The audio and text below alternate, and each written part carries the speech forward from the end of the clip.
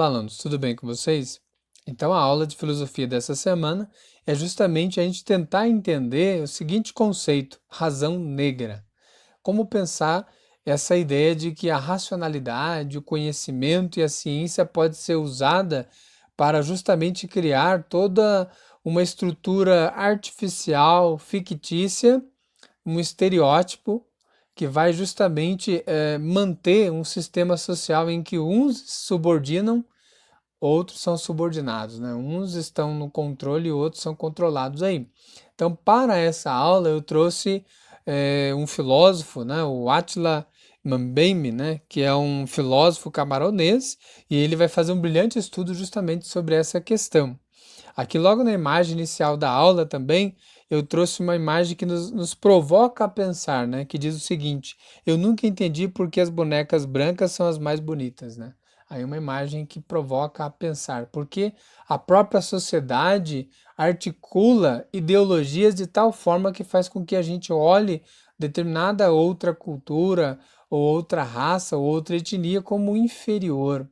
E passa a acreditar tão somente que aquilo é verdade e não questiona mais. Então, a razão negra, a partir desse filósofo camaronês, é justamente desconstruir essa ideia criada desde muito tempo atrás, né? Desde da sociedade escravocrata, que passou a interpretar como o negro como uma raça inferior e que deveria ser objetificada, ou seja, tratada como objeto e não como ser humano, e a partir daí se permitiu, né, vários tipos de ações desumanas em relação ao ser humano ali que está na cultura afro, né, o próprio negro ali nessa relação não de iguais, mas de exploração e também de crueldade. Então esse filósofo vai fazer uma brilhante explanação, uma brilhante análise desse fenômeno e vai dizer que por um bom tempo essa cultura do homem branco europeia, né, fez com que a sociedade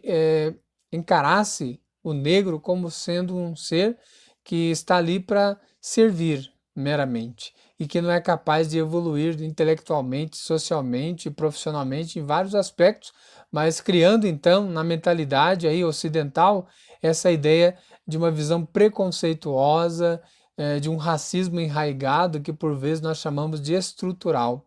Então, como desconstruir essa ideia?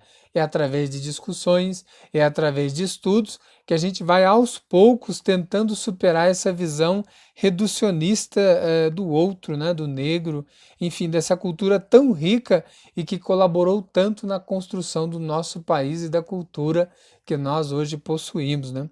Então aqui é interessante porque esse autor ele vai trazer alguns aspectos muito interessantes, né? Um deles é, com o tempo, os homens e mulheres africanos eles foram transformados em homens objetos. Olha só o conceito que ele traz, né? É tratado como objeto e não como ser humano. O outro aspecto que ele fala é homens mercadoria, ou seja, o negro, por um bom tempo, ele se tornou uma mercadoria, que ele era vendido, ele era trocado mediante a sua força, a sua vitalidade e o seu poder de produção, né? Então, uma mercadoria e não um ser humano. E depois, homens moedas, né? Porque através do trabalho deles, os seus donos enriqueciam, tinham muitos lucros.